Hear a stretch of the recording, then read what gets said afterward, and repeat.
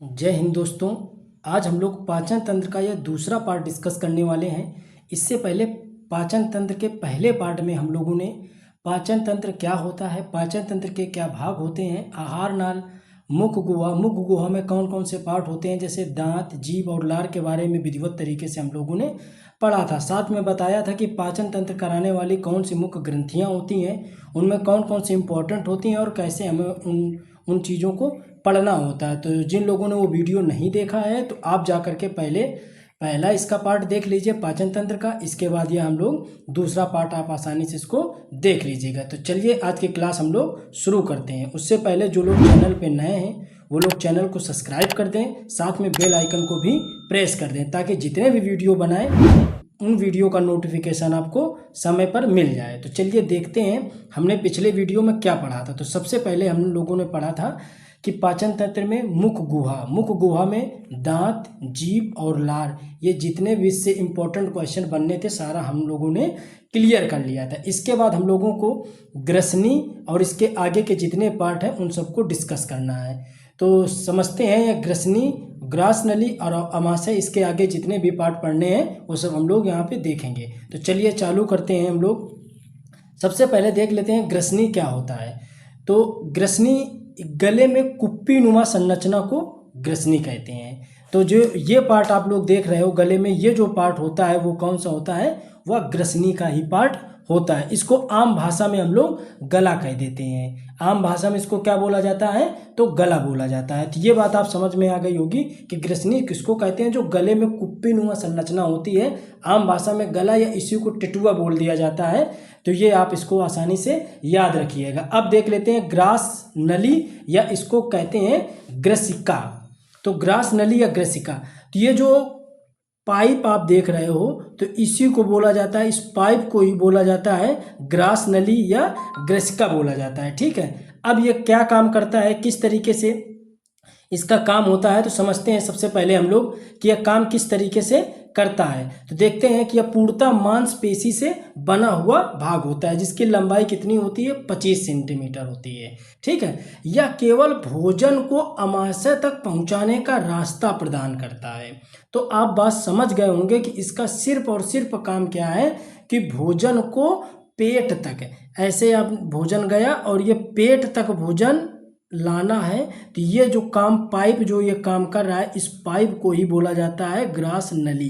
तो इसका मुख्य काम क्या है कि भोजन को पेट तक लाना इसका मुख्य काम है। लेकिन वो किस गति से लाता है ये इम्पोर्टेंट है, यही एग्जाम में पूछा जाता है।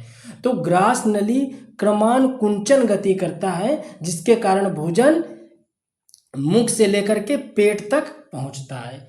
तो इस सिर्फ आपको इसमें याद रखना क्या है कि यह किस गति से काम करता है, तो क्रमानुकुंचन गति से भोजन मुख से पेट तक आता है। ठीक है, अब यहाँ पे भोजन को क्या बोला जाएगा, तो बोलस। जब पेट में खाना आ गया है तो उसको क्या बोला गया, बोलस।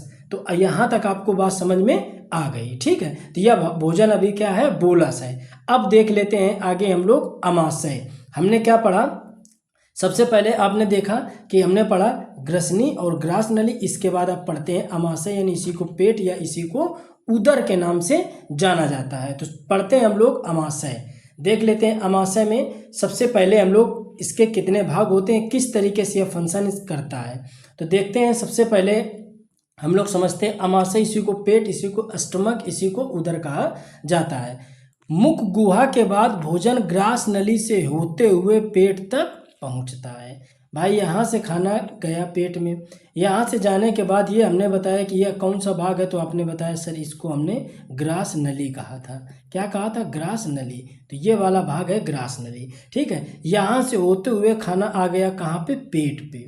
ठीक, यहाँ पे आ गया खाना, पेट पे आ गया। इसको डिफरेंट कलर से दिखा देते हैं। तो ये खाना कहाँ पे आ चुका है, पेट में खाना आ चुका है। अब इसी पेट को हम लोग समझते हैं कि पेट में खाना किस तरीके से पचता है, क्या कारण होता है कि खाना नहीं पच पाता, या फिर गैस बन जाती है, या फिर गंदी डकार आती है, या फिर खाना पेट में पचता है कि सड़ता है, क्या उसके कारण होते हैं। ठीक है, तो इन चीज़ों को बहुत बेहतर ढंग से हम लोग यहाँ पे समझने वाले हैं। तो जैसे आपने समझा कि खाना पेट में आया, तो वैसे ही क्या होता है कि खाना जैसे ही हमारे पेट में पहुंचता है तो न्यूरॉन होते हैं, न्यूरॉन आप जानते ही हैं कि क्या होते हैं। तो मस्तिष्क की सबसे छोटी जो इकाई होती है उसको न्यूरॉन बोला जाता है। तो न्यूरॉन क्या करते हैं, तुरंत ब्रेन के पास सिग्नल भेजते हैं कि खाना आ गया है। तब ब्रेन न्यूरॉन को तुरंत रिस्पॉन्स करेगा कि जाओ पेट में जो ग्रंथियां हैं उनको क्या कर दो, उत्तेजित कर दो, ताकि वो अपना सक्रीशन बनाने लगे और खाना हमारा पचना चालू हो जाए। यह बात आपके समझ में आ गई ना। अब यहाँ पे खाना कितने घंटे से कितने घंटे रहता है, तो लगभग 3 से 4 घंटे खाना पेट में रहता है। ये बात समझ में आ गई होगी कि खाना कितने घंटे तक पेट में रहता है। खाना 3 से 4 घंटे पेट में रहता है। और यह जो पेट होता है यह एक थैली नुमा संरचना इसमें बनी होती है, थैली नुमा संरचना का होता है। अब देख लेते हैं हम लोग पेट के कुछ पार्ट होते हैं। जैसे यह पूरा पेट का ही भाग है, तो पेट में भी कई इसको 2 से 3 पार्टों में डिवाइड करा गया है। ठीक है, इस तरीके से इसको 3 भागों में बांटा गया है। तो इन्हीं पार्टों से क्वेश्चन पूछता है, इन्हीं को हम लोग बहुत डिटेल से पढ़ेंगे। तो चलिए सबसे पहले समझ लेते हैं इसके 3 पार्ट कौन कौन से होते हैं। तो जो सबसे ऊपर वाला पार्ट कहलाता है उसको कहते हैं कार्डियक। जो बीच वाला पार्ट होता है, यानी कि इतना जो पार्ट है, ये आप देख सकते हैं चित्र में, ये वाला पार्ट कहलाता है फंडिक। और जो सबसे लास्ट वाला जो पार्ट होता है इसको कहलाते हैं पाइलोरिक। तो इसके 3 भाग हो गए, कार्डियक भाग, फंडिक भाग और पाइलोरिक भाग। कार्डियक भाग में ही HCl होता है, यानी जो ऊपर वाला पार्ट है इसी में हमारा HCl होता है, हाइड्रोक्लोरिक अम्ल। ये एसिड होता है, यानी अम्ल नाम से ही पता चल रहा है, हाइड्रोक्लोरिक अम्ल, इसी को कहते हैं HCl। अब आप समझो एक बात हमारी, जैसे आपने सुना होगा कि किसी को एसिडिटी हो गई, किसी को गैस हो गई या कब्ज हो गई, या फिर गंदी गंदी डकारें आ रही, अजीब सी डकारें आ रही, तो उसकी वजह क्या होती है। तो समझो, हमने बताया कि जो ऊपर वाला भाग होता है जिसको बोलते हैं हम लोग क्या, कार्डियक, ये ठीक है, ये ऊपर वाला पार्ट है। अब क्या हुआ कि खाना पेट में आया। अब आपने क्या करा कि खाना खाते समय कुछ लोग क्या करते हैं कि पानी खूब ढेर सारा पीते रहते हैं। जब पानी आप पीते रहेंगे और इसमें होता है HCl। HCl का मुख्य काम क्या होता है कि वो अम्ल है, एसिड है। तो एसिड क्या करता है, खाने को पचाने का कार्य चालू कर देता है जैसे ही पेट में खाना पहुंचता है। अब आपने ढेर सारा पानी पी लिया, तो HCl जितना था, तो आपने पानी इतना उसमें पी लिया कि HCl की मात्रा क्या हो गई, कम हो गई। यानी कि वो पानी कैसा हो गया, वहाँ पे इतना पानी हो गया कि वो पूरा पनछुच्छुर हो गया। पनछुच्छुर का मतलब समझते हो, पनछुच्छुर का मतलब होता है कि पानी की मात्रा ज़्यादा है। जैसे आप एक गिलास लो, उसमें पानी भर दो इतना, और उसमें 2 नींबू आप निचोड़ दो, ठीक है, तो वो अभी भी उसमें अम्ल की मात्रा ज़्यादा रहेगी। अब वही आप एक ड्रम लो, एक ड्रम में अगर आप 2 नींबू निचोड़ोगे तो क्या हो जाएगा, उसमें नींबू की मात्रा कम हो जाएगी। तो वही हाल होता है कि HCl में इतना ज़्यादा आपने पानी पी लिया कि HCl की मात्रा वहाँ पे कम हो गई, यानी कि वो चीज़ क्या हो गई, पनचुच्छुर हो गई। तो खाना हमारा क्या है, पच नहीं पाता। जब पच नहीं पाता तो आने लगती हैं गंदी डकार। तो उसके लिए हम लोग क्या इस्तेमाल करते हैं, जब गंदी डकार आने लगती है तो हम लोग क्या करते हैं, तुरंत लेते हैं milk of magnesia. Milk of magnesia, उसका फार्मूला होता है MgOH का होल ट्वाइस। MgOH का होल ट्वाइस लेते हैं तुरंत हम लोग क्या, मिल्क ऑफ मैग्नीशिया। अब मिल्क ऑफ मैग्नीशिया क्या है, तो एक आप शब्द सुने होंगे, इनो। इनो सुना होगा, तो हम लोग तुरंत क्या करते हैं, इनो ले लेते हैं। जैसे ही आपने इनो लिया तो अब एसिड था, एसिड कम हो गया ना। अब आपने इनो लिया तो उसके लेवल को उसने क्या कर दिया, बराबर कर दिया। आपने अब बेस लिया ना, इनो क्या है, इनो एक बेस है, तो आपने बेस लिया यानी कि क्षार लिया, तो उसके लेवल को उसने कर दिया बराबर। जब उसके लेवल को उसने बराबर कर दिया तो आपकी जो कब्ज थी, जो गंदी डकार थी, वो हो गई खत्म। अब क्या करेगा, HCl आसानी से काम करने लगता है और हमारा खाना धीरे धीरे धीरे धीरे करके पचने लगता है। आपने बात समझ में आ गई। अब आपने सुना होगा, एक शब्द सुना होगा कि अल्सर। आपने सुना होगा अल्सर। तो अल्सर क्या होता है, तो अल्सर भी इसी से रिलेटेड समस्या है कि जैसे अगर पेट में HCl की मात्रा कम हो जाती है, HCl की अगर मात्रा कम होगी तो क्या होगी, गैस की शिकायत हो जाएगी। और अगर पेट में HCl की मात्रा ज़्यादा हो गई तब क्या हो जाएगा, अल्सर हो जाता है। अल्सर का मतलब हो जाता है कि जब भाई एसिड क्या होता है, एसिड बहुत दमदार होता है, आप ज़मीन पे डाल दोगे तो एसिड क्या करेगा, ज़मीन को खौला देता है। तो अगर पेट में HCl की मात्रा ज़्यादा हो जाती है तो वो क्या करेगा कि पेट में छोटे छोटे दाने हो जाते हैं उसके कारण, उसी को एक शब्द में कहा जाता है अल्सर। तो पेट में छोटे छोटे दाने हो जाते हैं तो उसको कहा जाता है अल्सर। तो आई होप ये बात आप आसानी से समझ गए होंगे कि किस तरीके से इनो काम करता है, और अगर HCl कम हो जाता है तो एसिडिटी किस तरीके से बन जाती है। तो ये बात समझ में आ गई कि HCl कितना हमारे खाना पचाने के लिए कितना महत्वपूर्ण रोल निभाता है। तो समझते हैं सबसे पहले ऊपरी हम लोग। अब अगला भाग कार्डियक। कार्डियक में यानी पेट का या ऊपरी भाग होता है, कार्डियक में ही ऑक्सीनेटिक कोशिकाएं पाई जाती हैं, जिससे क्या होता है, HCl निकलता रहता है। अब यहाँ पे छोटी छोटी सेल्स पाई जाती हैं जिनकी दीवारों से HCl रिलीज होता रहता है, निकलता रहता है। ठीक है, अब समझ लेते हैं एक शब्दों में HCl का क्या मुख्य रूप से बॉडी में काम होता है। देखो, HCl एक हार्मोन्स होता है, ये बात आप समझ गए कि हार्मोन्स होता है। अच्छा, हार्मोन्स क्या होता है, तो इस शब्द को सबसे पहले आप पढ़ लो। तो देखो, साइंस क्या कहता है कि जो चीज़ें माँ के पेट से प्राप्त होती हैं उनको हम लोग हार्मोन्स कहते हैं, यानी कि इन चीज़ों को हम बाहर से नहीं ले सकते हैं। तो हार्मोन्स आप समझ गए ना कि हार्मोन्स क्या होते हैं, जो चीज़ें माँ के पेट से हमें मिल जाती हैं उनको हम लोग हार्मोन्स कहते हैं। सीधी सी भाषा में आप इसको ऐसा समझ सकते हो। अब यह क्या करता है, यह सूक्ष्म जीवों को मार देता है। मांस खाते समय पेट में अगर कोई हड्डी चली जाती है तो उसको गलाने का काम कौन करता है, तो HCl करता है। ये बात समझ में आ गई। भोजन को अम्लीय यानी एसिड बना देता है, जिससे भोजन जल्दी से पच जाता है। वही कहानी बताई कि अगर भोजन की अम्लीयता कम हो गई, यानी आपने ढेर सारा पानी पेट के अंदर ले लिया, ढेर सारा पानी आपने पी लिया, तभी लोग बोलते हैं कि पानी कम पिया करो खाना खाते समय। आपने अगर ढेर सारा पानी पी लिया तो उसकी अम्लीयता क्या हो जाएगी, कम हो जाएगी। जब कम हो जाएगी तो एसिडिटी बनने लगती है। ऑयल क्या होता है, ऊपर उसके आ जाता है, जिससे हमें गंदी डकारें आने लगती हैं। तो उसको कंट्रोल करने के लिए हम लोग बेस लेते हैं यानी क्षार लेते हैं, और उसको बोला जाता है मिल्क ऑफ मैग्नीशिया यानी इनो लेते हैं। तब वह उसके लेवल को बराबर कर देता है तो HCl अपना कार्य चालू कर देता है। अब देख लेते हैं इसके आगे हम लोग कि यह एंजाइम पेप्सिन और रेनिन को एक्टिव कर देता है। अब देखो, पेट में दो एंजाइम भी पाए जाते हैं, कौन से, पेप्सिन और रेनिन। अब पेप्सिन और रेनिन ये दो एंजाइम पाए जाते हैं, तो इनको क्या कर देता है, HCl एक्टिव कर देता है। लेकिन जब यह एक्टिव नहीं होते हैं तो वो किस फॉर्म में होते हैं, तो जब पेप्सिन एंजाइम एक्टिव नहीं होता है तो वो पेप्सिनोज के फॉर्म में होता है, और जब रेनिन एंजाइम एक्टिव नहीं होता है तो प्रोरेनिन के फॉर्म में होता है। ये बहुत इंपॉर्टेंट है, इसको अच्छे से आप समझिएगा और ऐसे ही आप इसका नोट्स बनाइएगा। जब यह एक्टिव हो जाते हैं तब यह क्या काम करते हैं, तो समझो, जब यह एक्टिव हो जाएंगे तो ये किन चीज़ों का पाचन करेंगे वो चीज़ समझ लो। तो जो पेप्सिन एंजाइम है वो प्रोटीन का पाचन करता है, और वो बनाता है पेप्टाइन या पेप्टोन्स के रूप में बदल देता है किसको, प्रोटीन को।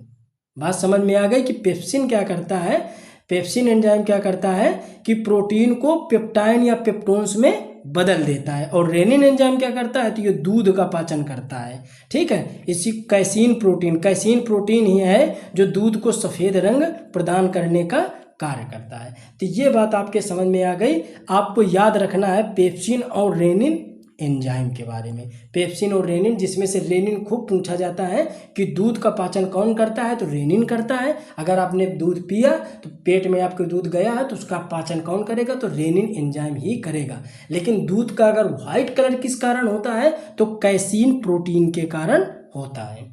और पेप्सिन एंजाइम क्या करता है, तो प्रोटीन को या पेप्टाइन में कन्वर्ट करने का कार्य करता है। तो आई होप ये चीज़ आप अच्छे से समझ गए होंगे HCl के बारे में। और कार्डिक में सबसे ऊपर भाग है पेट का कार्डियक भाग जिसमें HCl पाया जाता है। अब हम लोग देख लेते हैं फंडिक भाग। तो फंडिक भाग क्या होता है, इसका मुख्य रोल क्या है, तो पेट के का जो मध्य वाला भाग है, ये वाला पार्ट जो है ये कहलाता है क्या, फंडिक। जो ये पूरा पार्ट आप देख रहे हो ये कहलाता है फंडिक। ये इतना भाग फंडिक है। तो फंडिक यह भोजन को ज़्यादा समय तक पेट में रोक कर रखता है। इसी भाग में रूजी पाई जाती हैं, जो कांटेनुमा संरचना होती है। भूख लगने पर यही हमारे पेट में चुभने लगती हैं, जिससे हमें पेट में भूख या दर्द का एहसास होता है। तब हम खाना खाने के बाद पेट फूल जाता है, क्योंकि यह पेट के क्षेत्रफल को बढ़ा देती हैं। अब समझो, जैसे आपके खाने का समय है 9 बजे, आप खाना खा लेते हैं। आप सारा दिन हो गया, 2 से 3 4 5 बज गए, आपने खाना नहीं खाया, तो आपको भूख लगती है। तो क्या होता है कि ये जो रूजी होती हैं, रूजी एक कांटेनुमा संरचना होती है, ठीक है। कांटेनुमा इस तरीके से संरचना होती है, पेट के लेयर में ही पाई जाती हैं। अब ये क्या करती हैं, ये पेट में चुभने लगती हैं। जब ये पेट में चुभने लगती हैं, तब हमें एहसास यह होता है कि नहीं यार, हमें भूख लगी है, या तो थोड़ा हल्का हल्का हमें दर्द महसूस होता है, ठीक है। वो किसके कारण होता है, रूजी के कारण। और रूजी की एक गुण और है इसका कि अगर पेट में आप कुछ डाल लोगे, खा लोगे, तो ये क्या करती हैं, अपने एरिया को विस्तारित कर देती हैं, अपने क्षेत्र को बढ़ा देती हैं। और अगर आप पेट के अंदर कुछ नहीं गए, ये अपने क्षेत्र को घटा देती हैं, ठीक है। तो जब आप खाना नहीं खाते हो, तब पेट आपका क्या होता है, बहुत पिचका हुआ होता है। लेकिन जब आप कुछ खा लेते हो, तो ये क्या करती हैं, पेट के क्षेत्रफल को बढ़ा देती हैं। वही बात है, तभी आपका पेट भरा हुआ लगता है या फूला हुआ महसूस होता है। तो ये बात आप समझ गए कि अगर पेट में दर्द होता है, तो वो किसके कारण होता है, रूजी का ही पूरा खेल होता है। रूजी क्या करती हैं, पेट में चुभने लगती हैं। तो ये बात आप समझ गए होंगे। अब देख लेते हैं हम लोग पाइलोरिक भाग। तो पाइलोरिक भाग क्या होता है, तो पाइलोरिक जो सबसे लास्ट वाला पार्ट है, ये वाला पार्ट, ये पार्ट कहलाता है पाइलोरिक। तो पाइलोरिक यह पेट के सबसे निचले वाले हिस्से का भाग होता है। इसी भाग में जठर ग्रंथियां पाई जाती हैं। जठर ग्रंथियां ही हैं, जठर ग्रंथियों से ही जठर रस निकलता है। अब देख लेते हैं, आपने कार्डियक भाग, फंडिक और ये पाइलोरिक वाले भाग में आपने समझा कि यह सबसे नीचे वाला भाग है। इसी भाग में जठर ग्रंथियां पाई जाती हैं और जठर ग्रंथियों से ही जठर रस निकलता है। जठर रस में 2 एंजाइम पाए जाते हैं, ठीक।